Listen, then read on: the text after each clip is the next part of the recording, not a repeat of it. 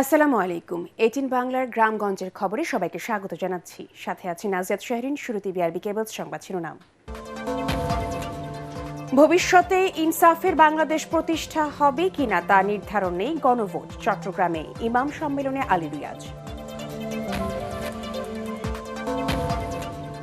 সুষ্ঠু নির্বাচন আয়োজনে সশস্ত্র বাহিনী আন্তরিক, মন্তব্য নৌবাহিনী প্রধানের। আগামী সপ্তাহে দেশের দক্ষিণ পশ্চিমাঞ্চলে শুরু হচ্ছে অবৈধ অস্ত্র উদ্ধার অভিযান। গণতন্ত্র প্রতিষ্ঠায় খালেদা জিয়ার সারা জীবনের সংগ্রামকে এগিয়ে নেবে বিএনপি, আমির খসরুর আশাবাদ।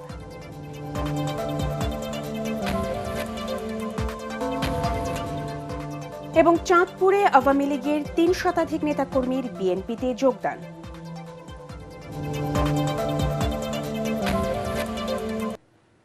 শুনছিলেন বিআরবি কেবলস সংবাদ শিরোনাম।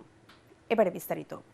ভবিষ্যতে ইনসাফের বাংলাদেশ প্রতিষ্ঠা হবে কিনা সে বিষয়ে সিদ্ধান্ত নেওয়ার জন্যই গণভোটের আয়োজন বলে মন্তব্য করেছেন প্রধান উপদেষ্টার বিশেষ সহকারী অধ্যাপক আলী রিয়াজ। চট্টগ্রাম জেলা স্টেডিয়ামে গণভোটের প্রচার ও ভোটার উদ্বুদ্ধকরণের উদ্দেশ্যে আয়োজিত ইমাম সম্মেলনে তিনি এই মন্তব্য করেন। এ সময় তিনি বলেন, রাজনৈতিক দলগুলো অসংখ্য মানুষের প্রতিনিধিত্ব করলেও দেশের সব মানুষের প্রতিনিধিত্ব করে না।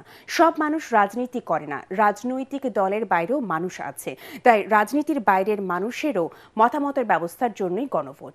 অনুষ্ঠানে প্রধান উপদেষ্টার বিশেষ সহকারী মনির হায়দার, ধর্ম মন্ত্রণালয়ের সচিব কামাল উদ্দিন ও বিভাগীয় কমিশনার ডক্টর জিয়া উদ্দিন সহ প্রশাসনের ঊর্ধ্বতন কর্মকর্তারা উপস্থিত ছিলেন।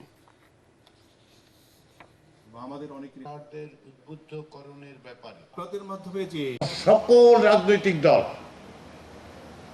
একমত হয়েছেন যে কোনো ব্যক্তি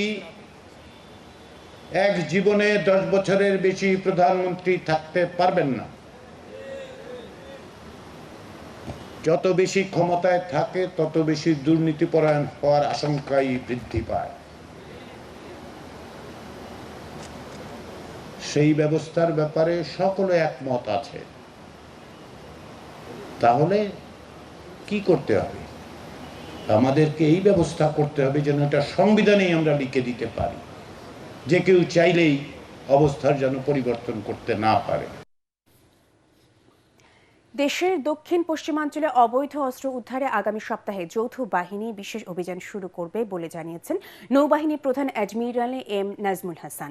দুপুরে খুলনা শিপইয়ার্ডে নির্মিত LCT 101 এর লঞ্চিং অনুষ্ঠানের উদ্বোধনকালে তিনি একথা জানান। ফেব্রুয়ারিতে একটি অবাধ ও সুষ্ঠু নির্বাচন সম্পন্ন করার জন্য সশস্ত্র বাহিনীর প্রতিটি সদস্য আন্তরিকতার সাথে তাদের দায়িত্ব পালন করবে বলেও জানান তিনি। পরে Khulna navy institute of hospitality ম্যানেজমেন্টের উদ্বোধন করেন নৌবাহিনী প্রধান।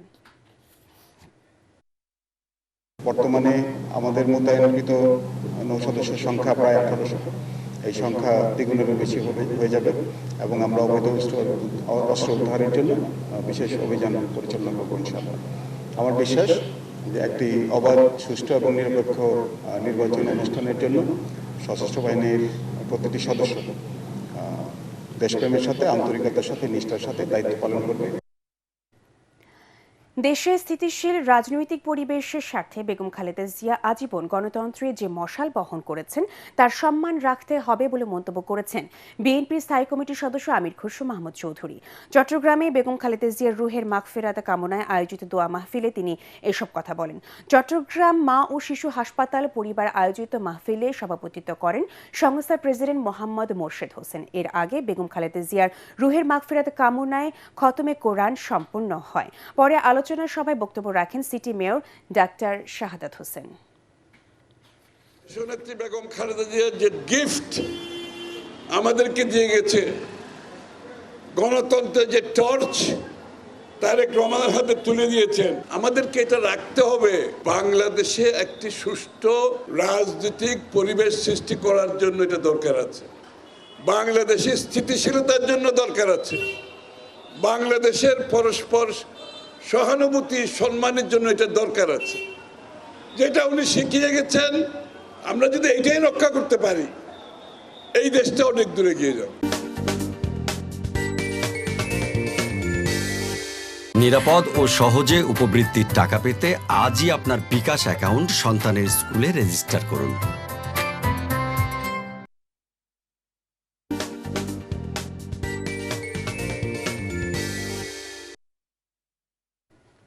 চাঁদপুরে আওয়ামী লীগ ছেড়ে বিএনপিতে যোগ দিলেন ৩ শতাধিক নেতাকর্মী। চাঁদপুর সদর উপজেলার রাজরাজেশ্বর ইউনিয়নের নেতাকর্মীরা বিকেলে চাঁদপুর জেলা বিএনপি কার্যালয়ে এসে যোগদান করেন। এ সময় তারা সদর থানা বিএনপির সভাপতি শাহজালাল মিশনকে ফুলেল শুভেচ্ছা জানান। এ সময় বিএনপি নেতারা নির্বাচনে জয়ী হলে সবাইকে সঙ্গে নিয়ে দেশের উন্নয়ন কাজ করার অঙ্গীকার করেন।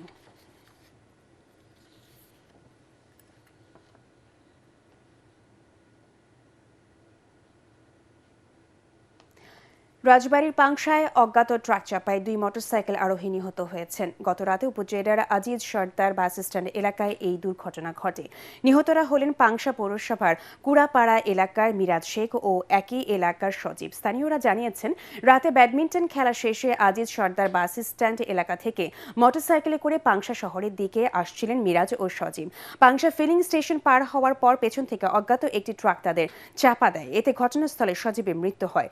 গুরুতর আহত অবস্থায় মিরাজকে পাংশা উপজেলা স্বাস্থ্য কমপ্লেক্সে নিয়ে গেলে কর্তব্যরত চিকিৎসক মৃত ঘোষণা করেন।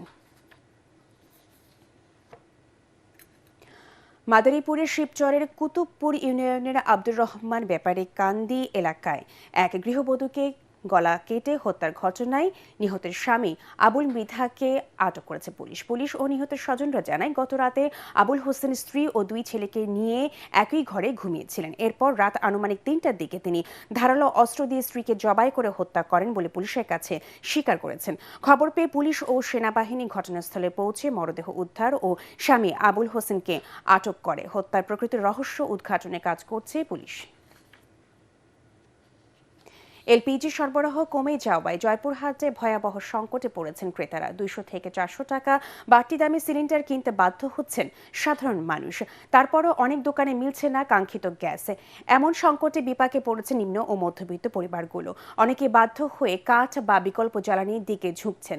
খুচরা বিক্রেতারা বলছেন, ডিলারদের কাছ থেকে বেশি দামে সিলিন্ডার কেনায় তারাও বেশি দামে বিক্রি করছেন, আর ডিলাররা বলছেন তারা বেশি দামে সিলিন্ডার কিনছেন। এদিকে দাম সহনীয় রাখতে বাজার মনিটরিং এর দাবি জানিয়েছেন সাধারণ ক্রেতারা। শরীয়তপুরে ঢাকাগামী একটি অ্যাম্বুলেন্স 2 দফা আটকে রাখায় অসুস্থ অবস্থায় জামশেদ আলী ঢালি নামে এক রোগীর মৃত্যুর ঘটনায় একজনকে গ্রেফতার করেছে পুলিশ। গতরাতে মামলার প্রধান আসামি সুমন খানকে শহরের কোর্ট এলাকা থেকে গ্রেফতার করা হয়। এর আগে পালং মডেল থানায় নিহতের নাতি জোবায়ের হোসেন রোমন বাদী হয়ে একটি মামলা করেন। মামলায় 4 জনের নাম উল্লেখ সহ আরও 5-6 জনকে অজ্ঞাতনামা আসামি করা হয়। পালং মডেল থানার ওসি শাহ আলম জানান, চুক্তির বাইরে অতিরিক্ত ভাড়া দাবি করে অ্যাম্বুলেন্স আটকে রাখার কারণে রোগীর মৃত্যুর ঘটনায় প্রধান আসামি সুমন খানকে গ্রেফতার করা হয়েছে। অন্য আসামিদেরও গ্রেফতারের চেষ্টা চলছে। চোরাচালান বন্ধ ও কর্মসংস্থানের সুযোগ তৈরির প্রতিশ্রুতি দিয়ে ভোটারদের সমর্থন আদায়ের চেষ্টা করছেন ভারতীয় সীমান্ত লাগোয়া জামালপুর 1 আসনের প্রার্থীরা। মাদক, অবৈধভাবে গরু পাচার সহ নানা ধরনের চোরাচালানের সাথে জড়িয়ে পড়েছে বকশীগঞ্জ, দেওয়ানগঞ্জ উপজেলা থেকে গঠিত জামালপুর 1 আসনের যুবকরা। এই সমস্যার সমাধানে কার্যকর পদক্ষেপ নেওয়ার আশ্বাস দিচ্ছেন বিএনপি মনোনীত প্রার্থী এম রশিদুজ্জামান মিল্লাত ও জামায়াতে ইসলামী প্রার্থী নাজমুল হক সাইদি। খায়রুল ইসলামের রিপোর্ট। অপরূপ সৌন্দর্যে ঘেরা জামালপুর 1 আসনের বকশীগঞ্জ উপজেলা।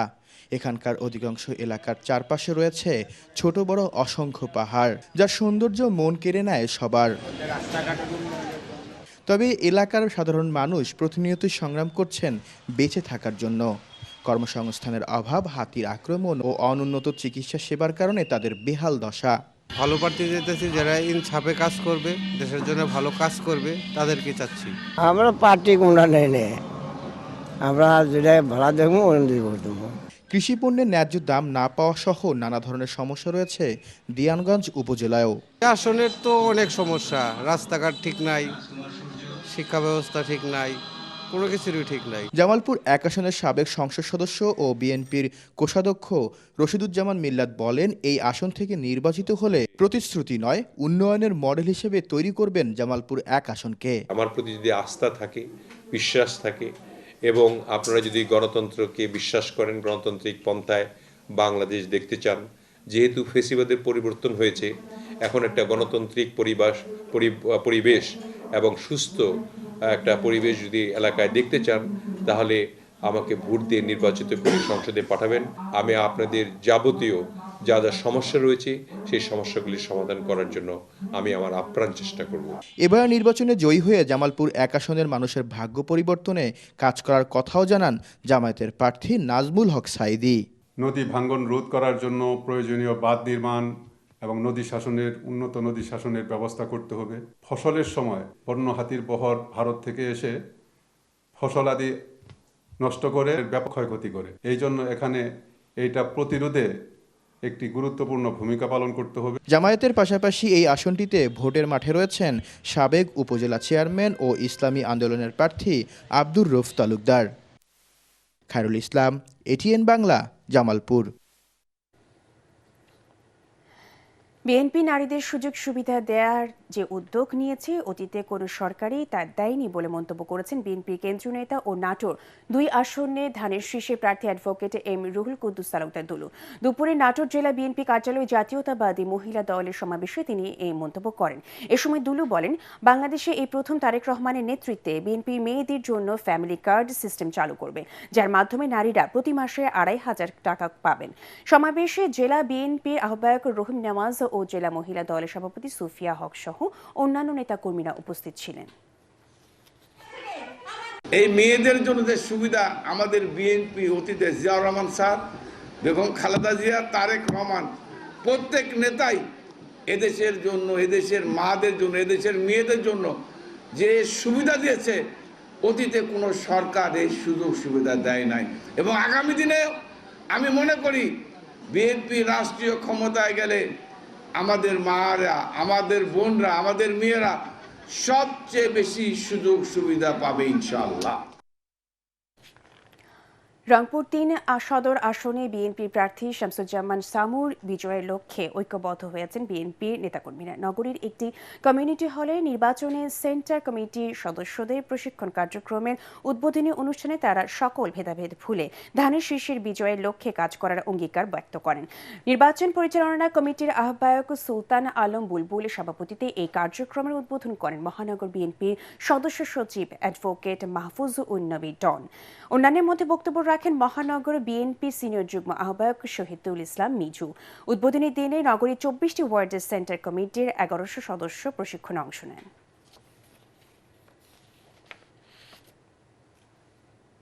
চাঁপাইনবাবগঞ্জে ত্রয়োদশ জাতীয় সংসদ নির্বাচন ও গণভোট সম্পর্কে ভোটারদের সচেতন করার লক্ষ্যে উদ্বুদ্ধকরণ সভা অনুষ্ঠিত হয়েছে। দুপুরে শিবগঞ্জ উপজেলা প্রশাসন ও জাতীয় মহিলা সংস্থার উদ্যোগে চণ্ডীপুর সরকারি প্রাথমিক বিদ্যালয় মাঠে এই সভা অনুষ্ঠিত হয়।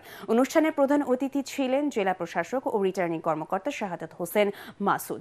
সভায় সাধারণ ভোটারদের আসন্ন জাতীয় সংসদ নির্বাচন ও গণভোটে অংশগ্রহণের প্রয়োজনীয়তার বিষয়ে ধারণা দেওয়া হয়। অনুষ্ঠানে এলাকার নারী ভোটাররা উপস্থিত ছিলেন।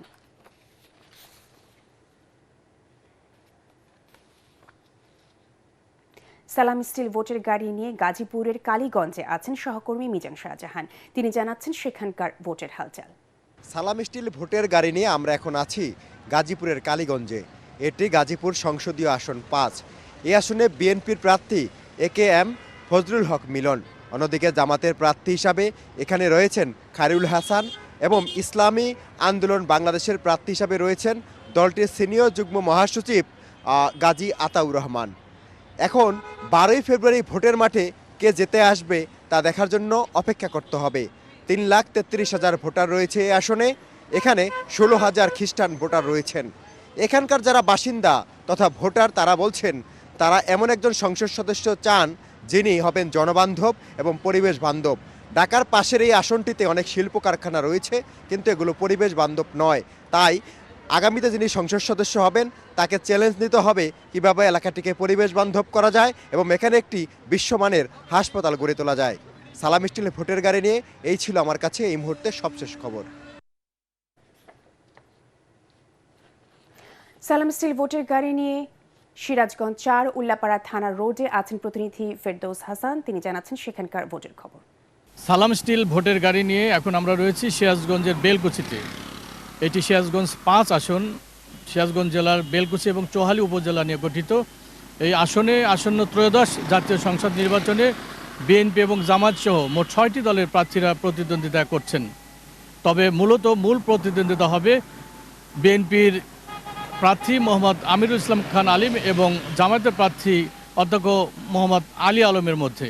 ভোটারদের মধ্যে ভোট নিয়ে যে উত্তেজনা, ভোট নিয়ে যে আনন্দ উৎসব, সেটি কিন্তু এখনও লক্ষ্য করা যায়নি। তাদের যেটি মন্তব্য যে আরও সামনের দিনগুলোতে তারা পর্যবেক্ষণ করবেন, ভোটাধিকার প্রয়োগের যদি তাদের সেই পরিবেশ ঠিক থাকে তবেই তারা সিদ্ধান্ত নেবেন যে ভোট কেন্দ্রে যাবেন এবং তাদের যে পছন্দের প্রার্থী তাদেরকে তারা ভোট প্রয়োগ করবেন।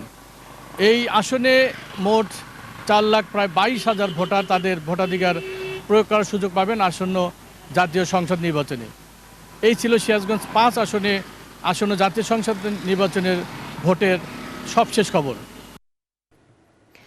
ইনকিলাব মঞ্চের মুখপাত্র ও 2024 সালে জুলাই আগস্টে ছাত্র জনতার অভ্যুত্থানের সমন্বয়ক শহীদ ওসমান হাদির হত্যাকারীদের দ্রুত ও দৃষ্টান্তমূলক শাস্তির দাবিতে ঝালকাঠি নলছিটিতে আলোচনা সভা ও দোয়া মাহফিল অনুষ্ঠিত হয়েছে। সকালে তার শিক্ষা জীবনের প্রথম প্রতিষ্ঠান নলছিটি ইসলামিয়া ফাজিল মাদ্রাসা প্রাঙ্গণে প্রাক্তন ও বর্তমান শিক্ষার্থীদের উদ্যোগে এই দোয়া মাহফিল অনুষ্ঠিত হয়।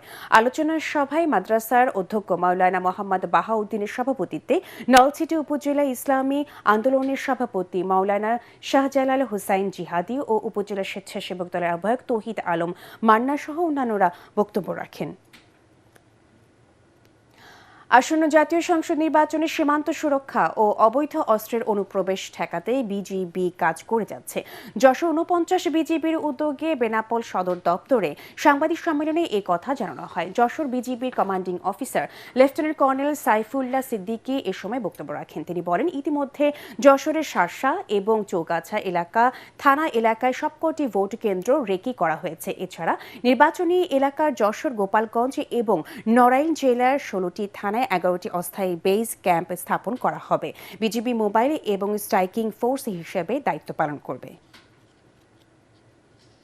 চাঁপাইনবাবগঞ্জ সদর উপজেলার বকচর সীমান্ত এলাকা থেকে এক মানব পাচারকারী সহ 4 জনকে আটক করেছে border guard Bangladesh BGB.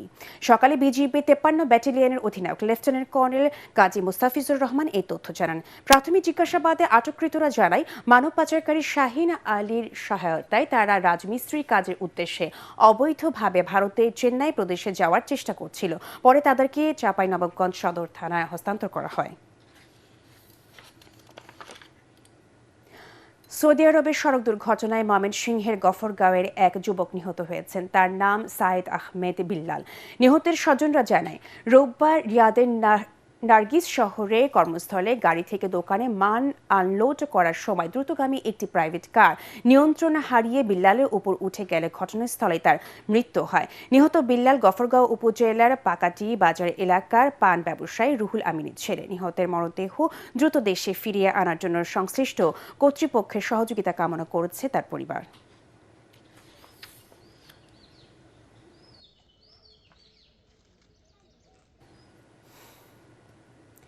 Jhalakathi সদর উপজেলার বিনয়কাঠি এলাকার চিহ্নিত মাদক ব্যবসায়ী রাজু হাওলাদারকে গ্রেফতার করেছে পুলিশ। দুপুরে শহরে পালবাড়ি এলাকা থেকে তাকে গ্রেফতার করা হয়। পুলিশ জানিয়েছে, তার বিরুদ্ধে মাদক ব্যবসা, চাঁদাবাজি সহ একাধিক মামলা রয়েছে। রাজু বিগত সরকারের সময় বিনয়কাঠি ইউনিয়নের যুবলীগের রাজনীতির সাথে সম্পৃক্ত থেকে এলাকায় ত্রাসের রাজত্ব কায়েম করেছিল বলে জানায় এলাকাবাসী।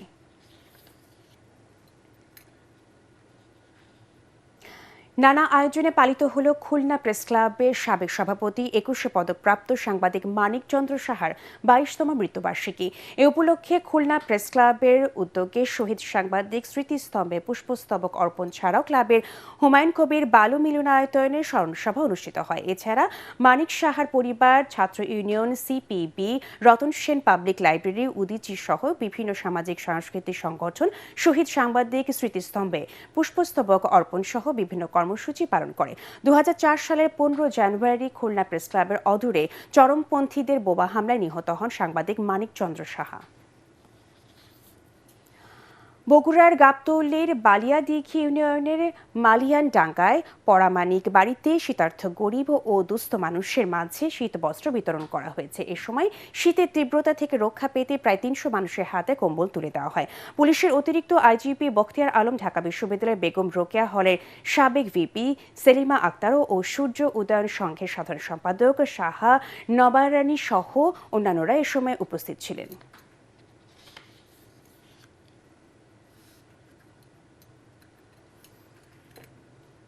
সিরাজগঞ্জে বিভিন্ন সংগঠন ও ব্যক্তিগত উদ্যোগে শীতার্থদের মাঝে শীতবস্ত্র বিতরণ অব্যাহত রয়েছে। এর মধ্যে বেলকুচি উপজেলার রাজাপুর ইউনিয়নে অসহায় ও দুস্থ 1000 মানুষের হাতে কম্বল তুলে দেন ঢাকার সাভার থানা বিএনপির সাবেক সভাপতি এবং তেঁতুলঝোড়া ইউনিয়ন পরিষদের সাবেক চেয়ারম্যান জামাল উদ্দিন সরকার।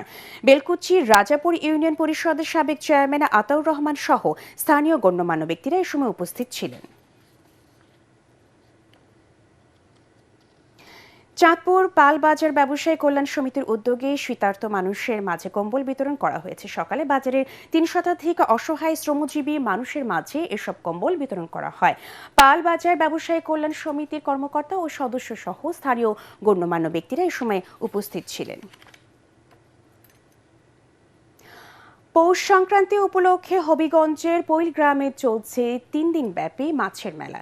200 বছরেরও বেশি সময় ধরে চলে আসায় এবারের মেলায় সবচেয়ে বড় আকর্ষণ ছিল 60 কেজি ওজনের একটি আইর মাছ, যার দাম চাওয়া হয় 2.5 লাখ টাকা। ছোট বড় সব ধরনের দেশি প্রজাতির মাছ ছাড়াও মেলায় রয়েছে শিশুদের খেলনা, কৃষি উপকরণ, শাক সবজি, বিনোদনের জন্য নাগরদোলা ও ট্রেন সহ হাজারো পণ্য। হবিগঞ্জ ছাড়াও মৌলভীবাজার, সিলেট, কিশোরগঞ্জ ও ব্রাহ্মণবাড়িয়া থেকে নানা বয়সের লোকজকে এই মেলায় অংশ নিতে দেখা যায়। ব্রিটিশ বিরোধী আন্দোলনে অন্যতম বাগচি নেতা বিপিন পালের জন্মভূমি হবিগঞ্জ সদর উপজেলার পৈল গ্রামে প্রতি বছর মাছের মেলা অনুষ্ঠিত হয়।